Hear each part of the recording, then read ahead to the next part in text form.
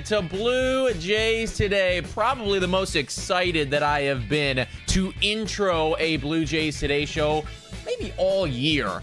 Coming off of a sweep of the San Diego Padres. Now, this is a good baseball team, still above 500, and still fighting in that National League.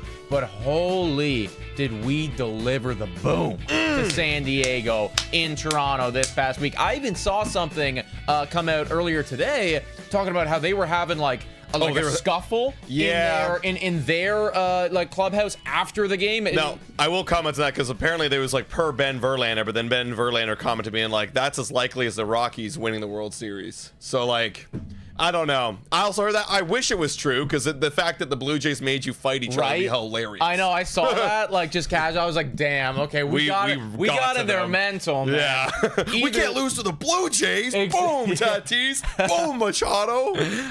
Either way, guys, we are obviously on a high right now. We're going to discuss that series, talk about what was going right for these Toronto Blue Jays, and whether or not we can expect that good performances to continue. On top of all of that, we've got a couple trade updates. I know it's still May 23rd. There's a long way to go until the trade deadline, but we are starting slowly to creep into that territory where you're getting a sense as to who might be buying in, what they might be looking for, who might be selling. All of those things and more in this one. I'm your host, Nicholas Blaylock. I'm your host, Adam Paddle. Welcome in, everybody. Ground Out Guerrero Jr., Jays fan, Doc, BC, Joshua, and Matthew Joseph in here saying, remember I said Jays will sweep and surprise us like the Mariners series? And he did. It. You absolutely did call it. He actually did. W's in the chat for Matthew Joseph. You know what? I didn't go as far as say a sweep, but I think I was doing the opposite where it was every game I think we're going to lose, we're going to win. Right. And I said 2 out of 3 we win. But we actually swept them. So obviously we gotta start with the whole series that just happened. Does this it's a 3-game series. Does this 3-game series change a lot for you, Nick, as a fan, when you look at this team? So here's the one thing that I will say. I don't want to take anything away from what the Toronto Blue Jays did, because they played some great ball. But San Diego was on a 3-game losing streak walking into the Rogers Center. And I'll be honest, it really didn't look like they had their best stuff from an offensive standpoint. Dude, they were missing fastballs down the middle. Exactly. But also, you got to credit the Blue Jays pitchers. Were they mixing up their stuff really well, which I think they were. So, and that's why I started this off by saying I don't want to take anything away from Toronto, right? Chris Bassett had a great game. Kevin Gausman had a great game. Yaro Rodriguez had a great game. You know what I mean? So it's there's lots of guys out there that did play really, really well. I do think that you ran into a San Diego team at the perfect moment in time. It did feel like, honestly, they weren't playing their best brand of baseball, and they were leaving a lot of runs out there. That being said, though, 3 wins isn't all fluky. It's not all luck. And when you drop 14 runs on a team, really doesn't matter what they're doing at that point. You are going to win that ball game. Yeah, that was awesome. And Katie in there saying you must have fun of the game. That was probably the most fun I ever had at a baseball game. I'm not gonna lie. Also, too, I don't know if we said it on the last podcast, I had a parlay that hit in Dalton Varsho was the last leg of the parlay, and it was dope. The dopamine was insane. The dopamine was insane. Best game ever. Had lots of beers, lots of fun. But let's talk about that game that we haven't had a chance to talk about on this channel, which was not last night's, but yesterday afternoon's ball game where they had a walk-off win and a win into extras. This showed me a lot of character. It wasn't just a blowout win with great performances. Here's the thing.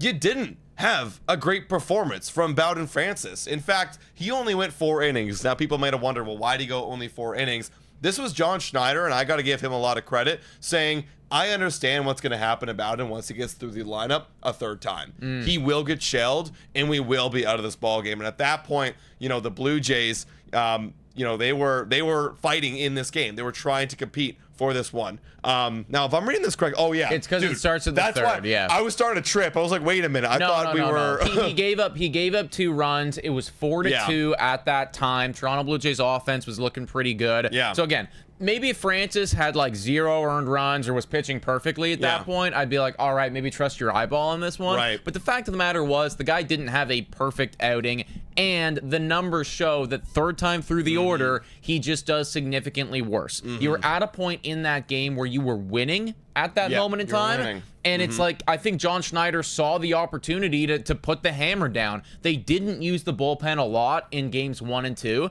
because, of course, Chris Bassett had a great outing and Kevin Gausman went 7 innings shutout ball. So I think he saw an opportunity to really, literally put the hammer down and just end these guys right there and then. I like the decision. Obviously, hindsight is 2020. Had the bullpen come in and got blown up, maybe I'd be saying something differently. Right. But I think it was the right move at the time, and I do think that yes, there is some criticisms that need to be given to Bowen Francis, but ultimately, like, great work from the bullpen right there to keep us in it. Yeah, like I want to highlight this guy right here, which is Yariel Rodriguez. Lately, he's being thrusted into these high leverage roles, and I was saying it to you. I don't know if I said it on camera, off camera, but he actually does a lot better with high leverage situations. I think it was on the live stream on Monday. Yeah, and that's what he claimed as well. And he does. He is. The stats back it up. I don't know how much of that is coincidence or not coincidence, because like that just feels like one of those things that doesn't make sense really. But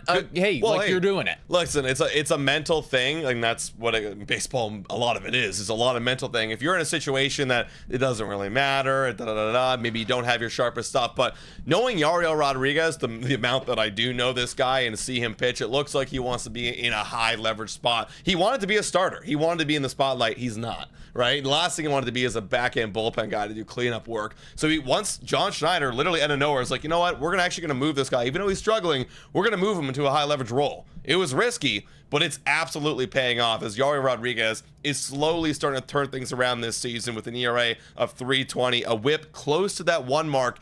And what really highlighted Yariel yesterday was the fact he struck out Luis Arias. This dude, Luis Arias, if you don't know, had only had 3 strikeouts going into that ball game. One of the best contact hitters, best, on batting average guys, batting title leaders in all of baseball.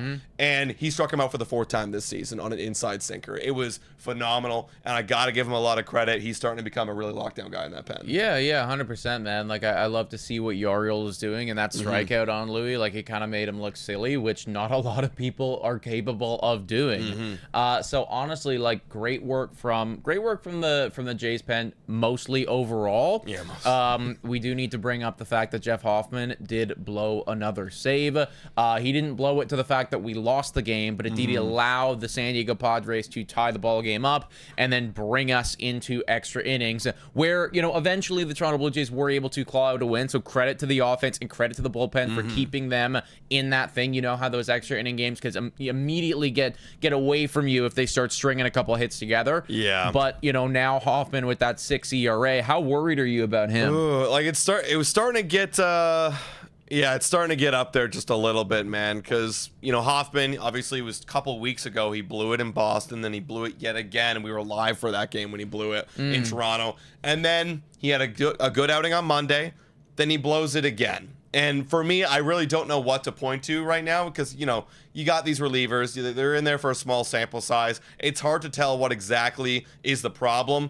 Are they sitting on a pitch? Is he tipping a pitch? Whatever it might be, he's got to figure it out soon. I'd probably say my concern level is about a solid 5 out of 10. I'm like kind of right there in the middle. I still believe Hoffman is a good enough arm to turn things around. He's going to work on some stuff. I don't think we can use the excuse anymore that he's overworked, that he's had a lot of rest. For me, it's the stuff, and it's something that the other opponents are sitting on and they're looking for that's doing a lot of damage. Well, and plus she's in here saying that his baseball savant looks decent. Right. So it's it's tough to really know exactly what the problem is with him.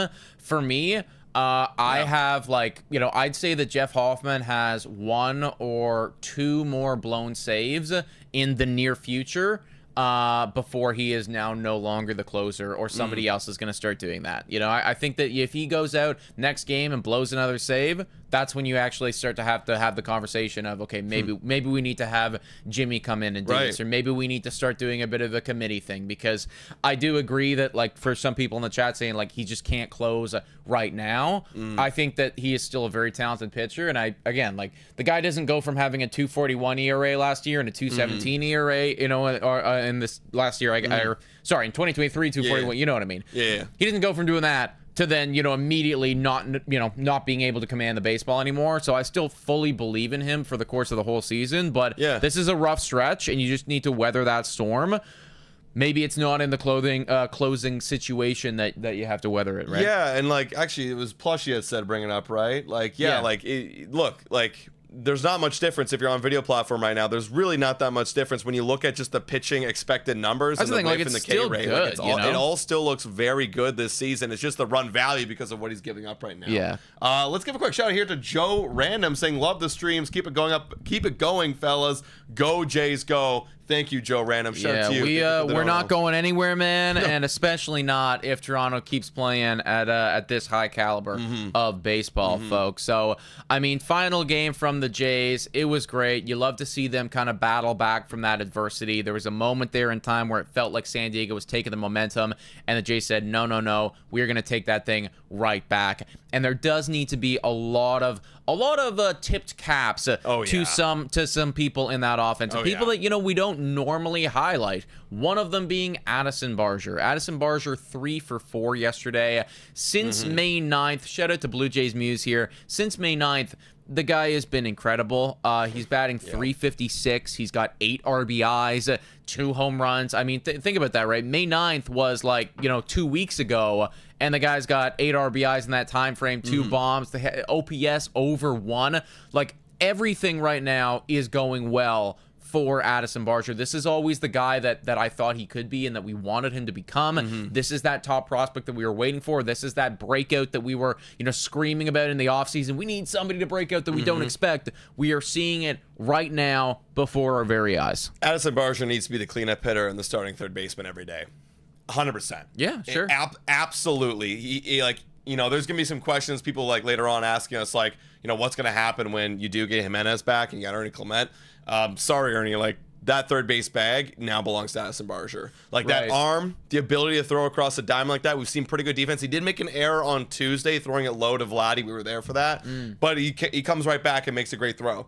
He needs to start every single day. When you hit the ball that hard, it's going to find holes, and look what happened. And I credit John Schneider and the Blue Jay staff for sticking with him and keeping him in the lineup because you're seeing the results right now. So actually, while we're on this topic, I saw I think it was Blue Jay Center on Instagram post this out, and it was talking about how, hey, when Andres Jimenez comes back, now we're immediately going to have a little bit of an issue here because it's, Ernie, it's Addison Barger, it's Clement. Where is the playing time going? Does somebody need to get sent down? Who's riding the bench? What's going on here, Well, for me, I'll say it again. It's Addison Barger, right? Look at what's... So it's Barger and Jimenez, and then Clement's mainly Clement's a platoon, maybe we start every fourth or third game or something like that. Right. The fact of the matter is Ernie's doing not terrible. I mean, this is kind of what Ernie we expect him to do. In the month of May, he's got a .266 average. We kind of expected that with an OPS of .679. But you got Addison Barger with a batting .305 and an .887 OPS. Give me the best bat. And at that point, look, we already got the defense, and Barger's not a terrible defender. Maybe the baseball savant could not back me up on that. I feel like they don't like his metrics, but we'll see. And they know they love his arm, but we'll see about the outs above average. But it's just straight up the fact that you need to play your best hitters right now. Yeah. And right now, when you look at a Blue Jays lineup, who is our fourth hitter, right? It's Barger. Sure. It's Barger. Maybe, you could argue it's Dylan Varsho when Santandere is healthy and good or whatever. We'll talk about that later. But Barger needs to be batting cleanup and driving in the boys at the top. Yeah, I mean, the one thing that I'm convinced of is that Addison Barger needs to be in that lineup. Out of those three, that's the one thing I'm 100%. And you could actually make an argument to me as to why, Andres Jimenez might need to be kind of splitting time with Ernie right now with the way that he's swinging it. But then also the defense there too. So that I can understand. I can get that argument. But Addison Barger right now has one of the higher ceilings on the Toronto Blue Jays. Yeah. And if you give him the time to develop, if this is that breakout season, if this does work and he can be that third base guy, I mean, now you're looking. We're gonna look at this team completely fucking diffently next season or next month or whatever. If Addison Barger can continue to be that dude. When we started the season, who were the 3 rocks? It was was Santandere, which that rock's kind of crumbling right now. It's got a bad hip and bad shoulder. But it was Vladdy and it was Bo Bichette. Even Bo Bichette was a little bit questionable. Totally. I want another rock. Yeah. And Barger right now is becoming that rock. And speaking of the whole, Jimenez and Clement thing, I mean, Lucky Chits in the chat right now saying, with all of our players capable, we can focus on. Oh, sorry, that's your new message. It's Willis F. Sorry, Lucky. I'm not reading your chat. It's Willis F. The team needs to hit not better glove at second. When Clement cools off, then give second base back to Jimenez. And I mean, Jimenez will probably I don't hate that either. I don't hate it. Just play your best guys, and maybe there's splitting playing time down there, because when Jimenez was on the field, he was one of the worst hitters in baseball. Well, like quite literally. From a qualified OPS standpoint, you were talking about like the 6th worst guy in baseball. Like that's not even an exaggeration. That's actually just fact. So and also Bernard's saying Barger could play DH. There's a way to get him in. Right. And you're gonna get him in the lineup, I think, as much as possible. Let's also talk about some other guys that are doing really good, and this is one of my favorite guys, slowly becoming one of my favorite guys on the Blue Jays, is Nathan Lucas. And I gotta apologize yet again, because every time I say a guy needs to go down to AAA or a guy needs to be cut from the team or we need to trade this dude, they do the opposite. And you gotta keep saying that. I know. But and hopefully like they'll just keep shutting you up. I know. Everyone sucks on this team. Cut them all. Wow, we might win the World Series. We might be a World Series team. Because Nathan Lucas right now, when Dalton Varsho was coming back, I was like, well, at the time, Nathan Lucas was batting like low 200s and OPS like under 6. Right. I was like, okay, well, obviously send down Nathan Lucas. Like that was the whole reason he was up here in the first place. But he stayed, and he's proving why he deserves to stay. Because again, in the month of May, this guy is actually probably the best. He's the best hitter. He's literally the best hitter on the Toronto Blue Jays. Most complete. Most complete, almost batting 300. He's got an OPS of 922. He's also got 3 bombs to go along with it. He's getting on base 41% of the time. That's Nathan fucking Lucas. Guys. Yeah. And you know what I love about Nathan Lucas? He's a baseball player. Like, he understands the game. Remember we were at the game on Wednesday? And remember that 2-strike bunt? That, I think, for me was the other than Dalton Varsho grand slam, that was the moment of the game for me. Right. With 2 strikes, he's not getting back and swinging and trying to defend the plate. No, I'm going to sacrifice my at-bat. I'm going to get this bunt down because I know I can, and I'm going to move the runners over. And it just so happened they committed an error, and he reached first. So yeah, 100%. Great baseball the player. guy is obviously, very humble, and I guess that comes when you've effectively lived most of your time like in the minor leagues. Yeah. I'm not going to go so far to say that, we can rely on Nathan Lucas for the entirety of the season or even at all moving forward, but like what we're watching is awesome, and I think that you're seeing a guy like really make use of the time that he has here. Nothing is guaranteed for Nathan Lucas. If he has 2-3 bad weeks in a row, like it's all over and he might get sent back down. But I think he knows that, and he's playing with that on his back. I just say ride the hot wave as long as you possibly can and hope that it keeps going. Yeah, I mean, he's kind of what I wanted Alan Rhoden to be, in a sense, where it's like, this guy's a fundamentally great baseball player. Sure, He takes great at-bats, he understands the situation, he'll lay down a bunt, he's selfless, and he plays good defense. So keep going. You know what? So shout out to Nathan. Yeah, exactly. That's what we need. And like, look, this is what the difference is between, an average team and good teams that make the playoffs. When we run into, and I use the Tampa Bay Rays as an example quite often, but when we played the Tampa Bay Rays in years past, I always would find that in their lineup, and then also in their bullpen too, there'd be guys down there, whether they be batting like 6th, 7th, or, bullpen arms that I've never heard of that are coming out in the 6th inning with a 2.5 ERA. And it's like, who the hell is this? How are you getting this level of production from this name that I have never heard of in my life?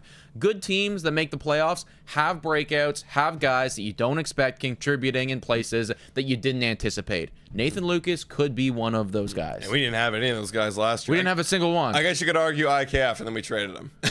Right, That was the one guy that was the one like unexpected kind of breakout that the Blue Jays did have. Yeah. Other than that, guys, I think that's pretty much all the dudes I wanted to talk about. Oh, also shout out to Jonathan Classe. I got ripped on for that. It's like Jonathan. I heard someone on the broadcast say Jonathan. It might have been an away broadcaster, but I heard a Jonathan, so then I said it. It's Jonathan with a 10 at the end. Jonathan Clase, the limited amount of at-bats he had this series too, he also came out clutch. Hit a double, stole a base, hit it again. He's great. Like, he kept the game alive for the like the vibes everyone's playing great. The vibes are high right now, and you're getting contributions, and that's the most important thing. You're getting contributions from your big boys, but also from everyone else in that lineup. The one guy that is not contributing quite a bit is Anthony Santandere, and it is time now officially to talk about him. Everybody was saying at the beginning that Anthony Santandere is that slow starter. I agree. Historically speaking, that's been the case. This is a different year, though. This is honestly quite a different year. I made a video about him just a couple days back, and like the statistical changes from his April to his May so far, effectively non-existent. And, you know, we're talking about a guy who's got an OPS in both months well under 600, and that's just not what you need to see from a guy that you want to be batting third. So I don't know how much the injury is playing into this. I don't know how much, you know, well, actually, I would anticipate probably we are deep down the mental rabbit hole at this point. But I think that both of us are kind of aligned in thinking that it is now time for Anthony Santandere to take a step away from baseball. And whether it be a phantom IL or whether it be a real IL, I actually don't give a shit. Because I just think that it is the best thing for him, best thing for the Blue Jays to take a step back, reevaluate, go rest up, get that hip feeling good, and then come back and play baseball. We saw like 1.5 of Santandere this week, and we swept the series, and we swept him with 1.5 of him. We also swept the series. What do you mean by 1.5? Like, because he was moved halfway through the second game. Oh, okay. Right? So 1.5 games. 1.5 games of Santandere through the 3 games. And then we saw 0 of Santandere over in Seattle, and we swept that one. There are way too many good baseball players that are hot right now, being Lucas, being Straw, literally everybody. Everybody but him. I don't need this guy in the lineup right now. I need him to go get his mental right. I need him to get his hip healthy and his shoulder and then come back later. I don't care how much you're paying him. Yeah. All I care about is getting wins. You have the 5th highest payroll in baseball. You need to get wins. So if you need to sit the guys you're paying to get wins, do it. You're not even playing Max Scherzer. So who cares, man? Sit this guy. Get him healthy. Get him back later on, hopefully for the dog days of summer, whenever the fuck it is. And get him playing better baseball. It needs to happen today, man. Yeah, I agree, man. Just to like further hammer the point home, everybody. You know, like he's actually getting worse as the time goes on. In the last 14 days, Anthony Santandere is batting 136 and has an OPS of 481. Obviously, that can't happen. No, you know? Like obviously that's not. You can't play that guy. He's not playing baseball. Right now. Yeah, he's not playing baseball. We don't really know what he's doing. If you want to see like a further breakdown as to exactly what is going wrong with him, then please go check out the video that I made. You know, a couple days back. Effectively, he's just not doing damage on any of the pitches that he used to do damage on. So whether that's an injury thing, whether that's a mental thing, whether that's just like a we're playing bad thing, it's got to be figured out. Right. No, and so I honestly want to see like at 3 o'clock today, Blue Jays announce Anthony Santandere has hit the 15-day IL with left hip contusion. I don't know. I don't care. Fatigue. I don't care. Make Fatigue, it up. Couldn't care less. You know, like just. You know, he's hit the IL with under 600 OPS. Yeah, like I don't care, right? Like, we're paying him too much to be this bad. Yeah, like scammy Otis. You know, like I don't care. Just hit him, get him on the IL. So that's the offense side of things. Offense is doing really awesome right now. I actually got a video coming out tomorrow, just glazing the shit out of the offense, breaking down like all these guys in further detail, just their stats and whatnot. So go check it out. It's coming out tomorrow. But we kind of already talked about this, so I kind of just want to touch on it one more time. We brought this up a little bit earlier this week about Bowen Francis' struggles. And people are kind of talking right now. This is Nick Ashbourne, shout out to him, who's kind of just, you know, made an article talking about, well, why is Francis struggling?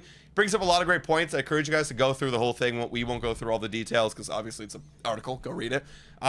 Effectively, stuff really isn't there for him. His pitch mix isn't really there. The vertical and horizontal breaks on his pitches are just a little bit off from this season. And also too, like, you know, I was listening to Buck and Dan on the broadcast yesterday, and they were essentially saying that, like, well, his stuff really is, you know, mechanically just a little off. Like, he kind of got off the wrong start in spring training, and that's been a ripple down effect to everything else. You know, the home run he gave up to Sheets was just a middle 94 mile per hour heater. Right. Bang. You know, he hits out of the ballpark. He can't be hitting that spot right there against a guy who can do damage on you. So it's just a little bit off for him. Look, he's just playing kind of bad. Like, you know, like that's, and the results are showing it, right? Like, we're just not as good as we were at the end of last year.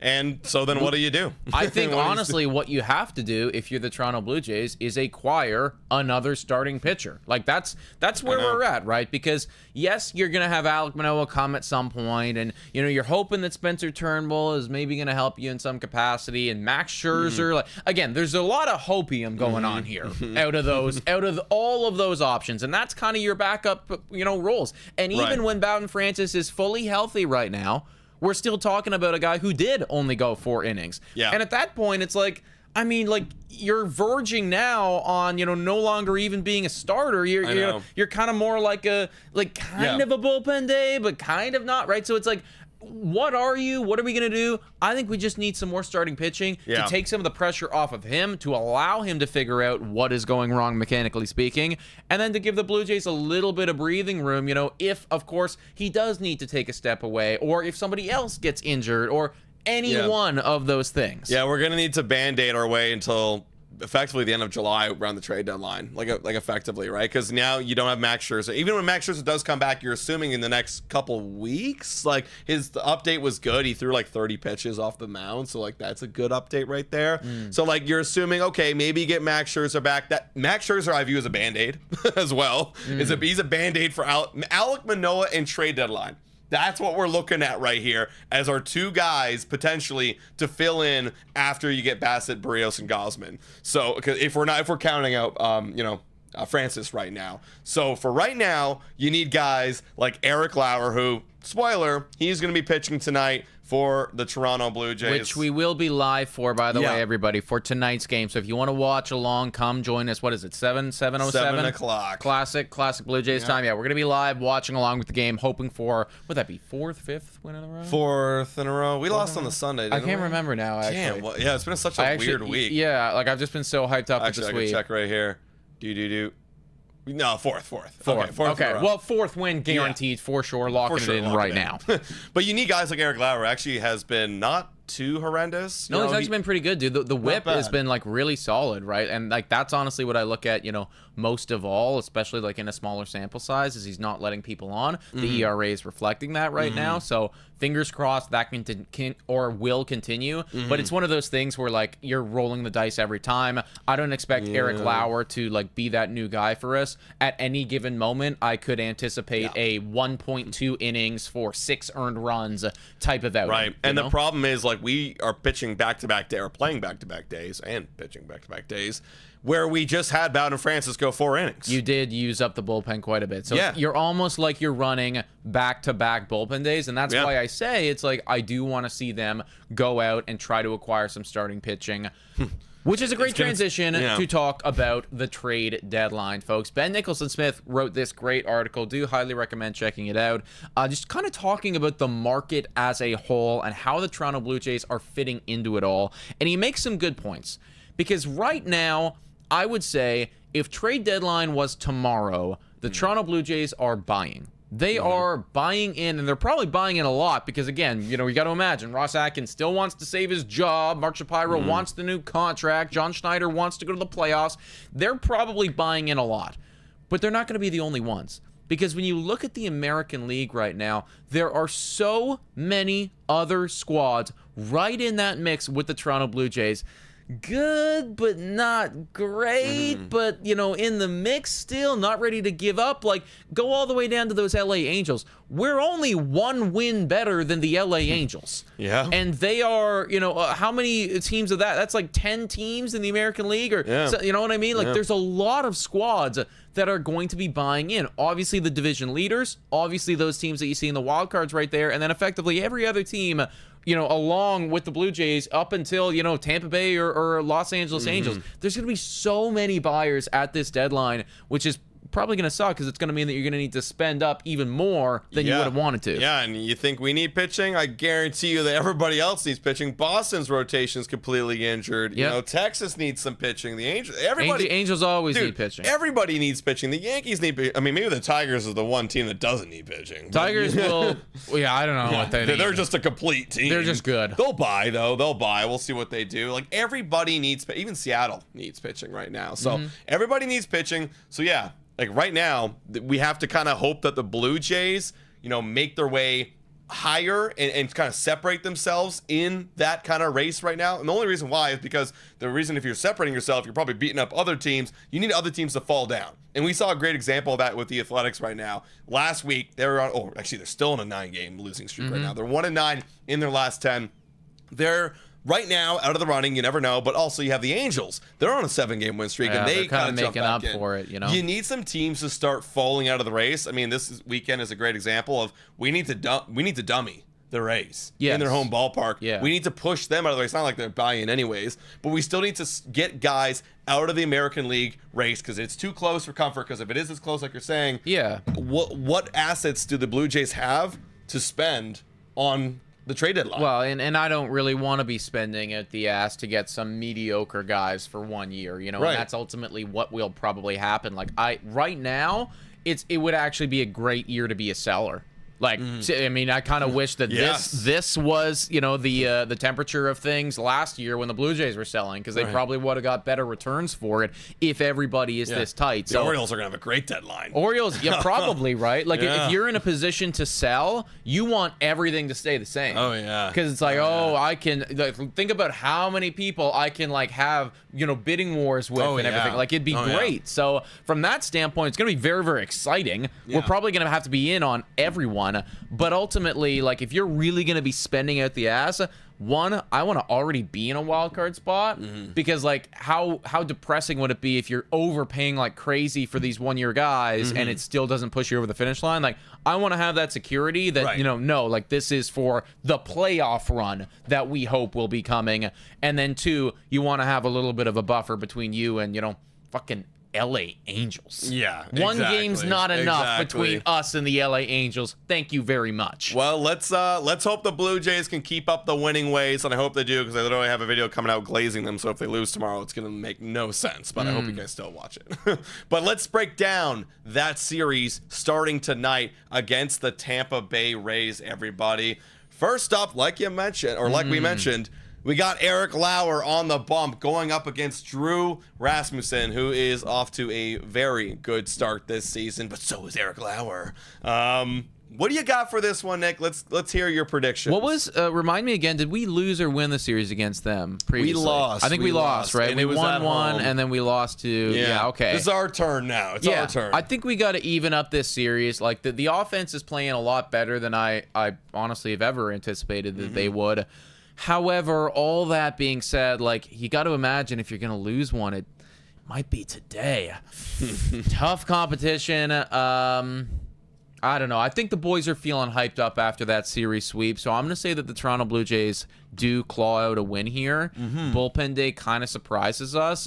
And it's one of those, like, 7-5 Blue Jays wins. Bro, I'm rolling with the same strategy I had last week. Everything in this game says, yeah, no, we should drop this. It's Drew Rasmussen. It's Eric Lauer. Our bullpen guy cooked, you know, or not cooked, but, like, used, you know, over yesterday, especially the extra innings, too. We had to overuse our bullpen. Eric Lauer is going to go 4 innings, 5 innings, shutout ball. Shutout baseball, baby. We're getting to Drew Rasmussen. We're playing Jose Urania for like 3 more innings. It's going to be a great game. But if you guys want to place a bet on it, then do it on Betway. Whoa, time for a quick shout out to the sponsor of this video. Hit your picks and knock it out of the park with Betway. Scan the QR code down below to join the action. Only available in Ontario. Must be 19 years of older to participate. Please play responsibly. Now, everyone, back to the content. Shout out to Betway already for being absolutely phenomenal. Here are the lines. Blue Jays are the underdogs in this one. on the road with the bullpen day, with a good pitcher for Tampa Bay. Makes sense. Adam and I are saying, nay, we don't care. We are taking that 2.2 multiplier, and we are taking it straight to the bank. So hopefully they're going to they win tonight, guys, because we are going to be live for it. Like we said earlier, come join in, have some drinks with us. It's a Friday night. Let's celebrate the weekend, guys. It will be great. So win in one. That's what we're saying. Yeah, win in game one. Also, Katie Flower Smith with the facts right here is saying, nice thing about this upcoming series is we're not playing out the Trop. We're playing down in Steinbrenner Field. R.I.P. R.I.P. to the Trop. R.I.P. to the Trop. Hopefully get that. Well, actually, I don't hope. I don't hope you get it fixing for the Blue Jays' sake, actually. Yeah, just for everyone's sake. It's disgusting roof. Fix it, but change it. This was the sign by Mother Nature to go get a new stadium. Yeah. This was the sign. Renovations are needed, and they were already needed. So a new stadium. Yeah. Or just move. Kind of. Just get out of like St. Petersburg. What are you doing there? But yeah, so good point there, Katie. We're experienced playing in the spring training field. 100%. Right? Yeah. So. Moving on to game 2, everybody. So we're saying Blue Jays win game 1. Game 2, you're going to have... Where is it here? There we go. Jose Barrios up against Shane Baz. Now, Baz has a 5.33 ERA. Barrios, as we know, up and down. Good start, bad start. That's kind of what you get out of him. What do you think for this one? Okay, well, I'm doing the same strategy, right? I do like Barrios. You're right. He's up and down. Shane Baz, however, he's kind of the same way. Down, He's been down. We did face him, and we did get to him really good. But if I'm sticking with my consistent strategy, I look at this and I go, oh yeah, well we should pick up one here. Well, we're going to lose this one. Right. We're completely taxed. Jose's out of his element, and the Rays get to us, and we even up the series. Adam's at that point of, sports analysis that makes no fucking sense, and we're here for it. And that's this entire season, right? Kind of. I got to go with what the trends are. Right. No, this doesn't make sense. And the trends are you are usually wrong. Exactly. So I'm going to go with what I would have. Right. I'm going with the opposite, right? Okay. No, I'm again, man, I'm here for it. Whatever works. I will say that we win this one. The win streak goes to 5. Barrios, solid start. Don't know what the score prediction is going to be for this one, to be honest. It might be a high scoring. That's what I feel. Next Saturday afternoon in Florida. Yeah, that might be high scoring. Final game. We got Chris Bassett. Wow. Yeah, Chris Bassett up against Pepio. I never know how to say his name. Yeah, so it's a weird one. But he's got a 3.99 ERA right there, 2-5 record. Wow, I might have to say that we sweep. Listen, that's insane for me because that's just insane for me because how can the Toronto Blue Jays win 6 games in a row? I'm just saying that they do it, and it's going to be great. And we are, like we said, familiar with that stadium. So, yeah, Blue Jays win. Okay. Because I think we should win this game too, but if I'm sticking with my strat, let's see. Oh, okay, we did get to him. Okay, so he'll get to us this time. Well, I guess I'm going to have to predict that we lose this one, guys. I don't know what to tell you. I think we should win this with our fucking great, our quote-unquote ace on the bump. But I have to say we lose. We lose the series. Sorry, guys. I don't know what to tell you. I don't think this strategy of yours makes any sense. Bro, it worked last week, kinda. Well, if it works again, if you predict this series perfectly, I'll hate it. First of all, I will also hate it. But at that point, we'll know that it's clearly fact and truth, and we'll have to go off of it from now on. But listen, I would love a big win streak because then everything that we've been talking about will be true. Will be happening. Because I genuinely believe there is a change in the water. There's something in it that's making these boys play a lot better and start clicking right now. But I've kind of felt that a lot this year. Well, that's what bias does for you, right? Yep. It's easy to feel that sometimes. But folks, let us know what you think about the series in the comments down below. We asked for some questions. You gave us some questions. We're going to answer a couple of your questions from the mailbag momentarily. But before we do, we got a quick shout out here to one of the sponsors of this video, Amsterdam BrewHouse, guys. This segment is presented to you by our friends at Amsterdam BrewHouse. It's a short 5-minute walk from the Rogers Center where the best Jays fans tailgate for pre and post game beers and food. If you don't have tickets, don't even worry about it. Tons of big TVs there. Damn good craft beer. Tons of stuff rotating. Honestly, we love them. 245 Queens Key West. And also, June 4th, everybody. June 4th. Mark it in your calendars. Adam and I are going to be there at Amsterdam BREWHOUSE. We're going to be watching the game. We might be doing a little bit of a pregame show. I don't think we're going to be doing a live play-by-play. No. Like, we actually want to stay there and like hang out with you guys. So if you want to come on down, have some drinks, get some food with us, just like literally talk ball off camera and just like, you know, connect. Let's do it, guys. June 4th. Yeah, guys, the RSVP is in the description right now. It's an open table link. If you want to go save your seats, you better do it now. Last time, we literally had to open up a whole new section for everybody to come out. So go down there in the description, click that link, reserve your seats. We'll see you on June 4th. It should be a great time. Should be a good time, guys. Let's get to the first question that somebody asked right here. It is from Brandon. He says, what needs to happen for the Jays to stay consistently over 500? What needs to happen in your opinion? First of all, they need to keep the good offense going, because here's the thing. I don't believe that the Blue Jays pitching staff is strong enough and deep enough to give you the outings that Chris Bassett and Kevin Gausman gave you. They're not going to give you shutout scoreless games every single day, or every single start, excuse me. So you got to be able to put up big crooked numbers on the board, and that's with the offense. You need contributions like we've been talking about all video, from Lucas, from Barger, from Jonathan Colossae, and Kirk. We didn't even shout out Kirk. Kirk's been really good this He's been great in the last month of baseball. You need those contributions up and down. That's what needs to happen. They need to stay aggressive at the plate. They need to be looking for their pitch. They need to understand how the pitchers are pitching them and go and attack that pitch and send the ball the other way. If they're going away from you, send the ball the other way. So if they can do that, I think they're going to be good enough to play over 500 ball until we get some more reinforcements with that pitching staff. Yeah, it's a simple cop-out answer, but like really it's Vladdy, it's Bo, it's Barger. Can this level of play stay? I don't know, right? You know, like I genuinely don't know yet. That is why it's a 162 game season. But if this level of play can stay, yeah, I mean, like they shouldn't drop below 500 at all, you know, for the remainder of the season. Even though we're only one game above 500, I feel confident saying that. If they play the brand of baseball that they played this past week, or like the earlier in this week, like, you know, we're right there.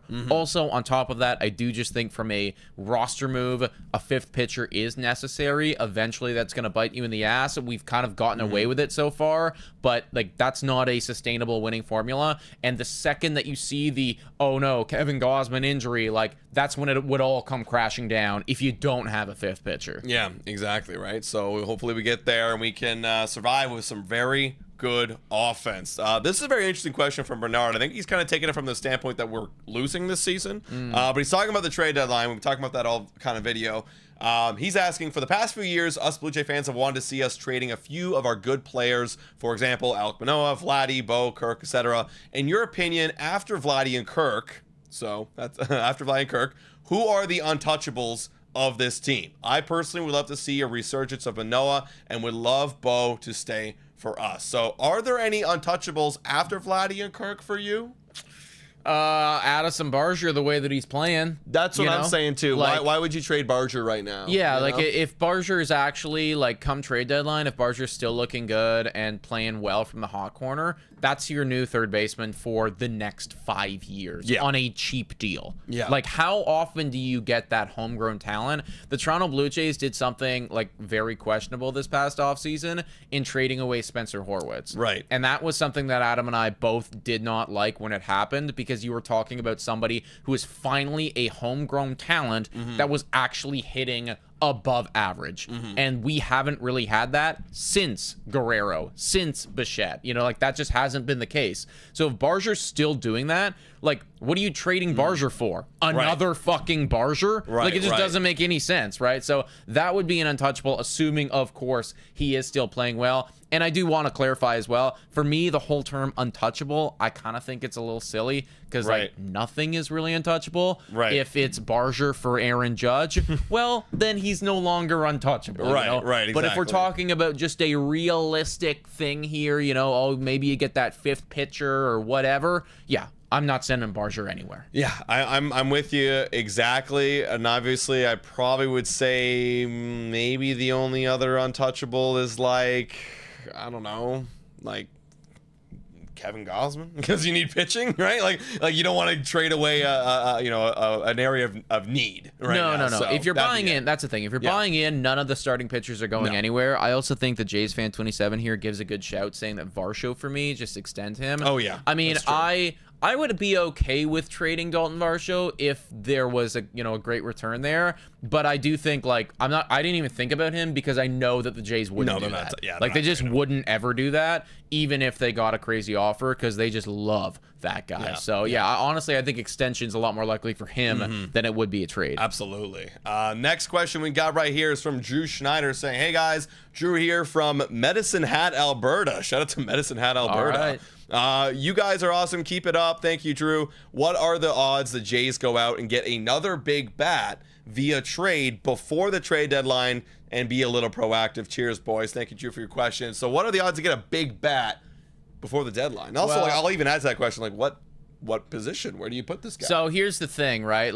Before the deadline's kind of tough. Because, how far before? I don't see the Toronto Blue Jays really making any big moves until you get to July, right. Unless, the season's actually crumbling and it's do or die time.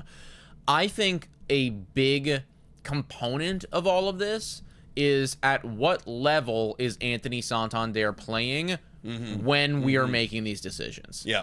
If Anthony Santandere is starting to heat up, you effectively just acquired a big bat. Right. We've literally been missing that big bat. We haven't had he's got negative WAR, guys. Yeah. He has literally hurt this team more than he has helped them. So if he starts performing at the caliber that we know that he can perform at, well, you just got one. You don't even need to really trade for him. But if at that moment in time, Anthony Santandere, maybe he's still hurt, maybe he just got hurt, maybe he's batting low 200s. It's not working. This is a dead season for him. It's not working out. At that point, I do think that they would certainly look into it. I think that they're still going to prioritize the starting pitcher. Yeah. But I mean, you brought Santandere in to hit bombs, and if he's not hitting bombs, somebody's got to hit bombs. Yeah, you're right. At this point, we don't really know if the need is there or not. I mean, this past week, it's we're good. We're fine. But come deadline, they probably are going to try and get a bat. Depending on how good or bad they've been will depend on the size of that value, I guess, of the bat you're getting in return. So I'm not really sure. It's a little bit too early to answer that because the season keeps fluctuating. I think if they are going to spend big, though, on the little minimal assets that they do have to trade away, it would be with the starting pitching or at least the bullpen or something like that. Starting pitching is going to be number one for sure, regardless. But I do think that if Santandere's not there, then let's face it, they're going to be in the conversations 100%. 100% they're going to be in all those conversations. It's whether or not they find somebody that they really like and what is that price tag going to look like. Absolutely. All right, we got one last question here from Maruccio. We have a lot of questions today, so hopefully we'll get to you guys next time. But Maruccio coming here saying, eventually when Santandere and Jimenez get back from the IL, what do you think the Jays will do with Nathan Lucas and Addison Barger's playing time? Also, keep up the great content, guys. Thank you, Maruccio. Thank you very much, Maruccio. We kind of talked about this a little bit with Jimenez a little bit earlier with if he comes back, what do? We kind of both said you got to play Barger every single day at third. If not, DH, keep his bat in the lineup. Ernie Clement's going to probably take the hit there. But when Santandere gets healthy, let's assume he hits the IL, which I hope it's today, hits the IL, comes back, what do you do with Nathan Lucas? I think it depends what Nathan Lucas is doing at that point. Because, if we're, let's just do some quick math here. Let's just say that Santandere was to go on the IL today, right now. And it's a 15-day IL. Right. Well, Lucas, you got 15 more days, guy. Yeah. If you're still performing at the level that you're performing at in 15 days, I don't even know. That's when it gets tough. If Lucas is not performing anymore, if he's had, a week and a half of the at-bats are starting to fall off a little bit, it's not going great, well, your decision's easy at that point, But it's tough because how do you utilize that? You gotta use DH spot, and someone's gonna get shafted here a little bit, right? Especially if Barger's doing great, and you're kind of using him as a third base DH position, and then let's say Lucas is doing great, but then Santandere comes back. Well, he needs to play. We're assuming he needs to play in the outfield because we've kind of had that conversation already of he likes to play on his feet. He should be playing better on his feet. Well, so if you're going to take a right field spot, what happens to George Springer? Lucas deserves everyday playing time. Obviously, Varsho does. Does Springer DH, or we rotate a little bit? It might be a little bit of that. Whoever's playing good, in my opinion, because like at one point you got to put Santandere back in line to see if he's got it. Well, you're paying him too much money. Like he's going to be in the lineup, at some point regardless, and you just got to hope that it works at that point. Man, I'm looking at the roster right now, and like all Bo's going to be in there every day. Vladdy's in there. Varsho's in there. Springer's in there. Kirk, obviously Kirk and him, Heineman obviously split. Santandere's got to would get back in there after this virtual IR or IL, excuse me. Barger's got to play every day. Ernie's, like we said, kind of maybe getting out there when Jimenez gone, and then there's Lucas. So honestly, it's whoever hot. It's a great problem to have. I'll say that. It's a great problem to have. We didn't have this problem earlier this season. Yeah, I think right now it's easy. Santandere is obviously the odd man out here. But I genuinely don't think anything is guaranteed for any of these guys. And I mean, Springer is, I'm gonna lump him into that. He's struggling right now. That's the thing. So. He's cooling off, and we knew walking into this season that you are now at that point where if you're not playing well, you could get cut. Now, he earned himself some time. Cut as in, like, benched. Sure, benched, yeah. But he earned himself some time with how well he started the season. Mm-hmm. Same with Nathan Luke. It's anyone's game. Whoever's hot right now, guys. Also, shout out to Ann Beacock, who usually gifts YouTube memberships. Didn't even realize, but she just became a starter member. Let's go. Hell yeah. Shout out. W's in the chat to Ann Beacock, folks. That's where we're going to call it for today. Like we said, we will be live for the game later this evening, so come tune in with us at 7 p.m. Brim some bevies, order in some food. Let's have a night, everyone. Let's have a goddamn night and beat those freaking Tampa Bay Rays. Let's go, guys. 4-game win streak incoming. If you enjoyed today's show, hit that like button. Subscribe to Blue Jays Today so you can stay up to date with all the latest content. And shout out to all of our YouTube members, just like Ann Beacock, who just became one right now. You guys are absolutely awesome. Thanks so much for watching, everybody. And as always, go Jays, go!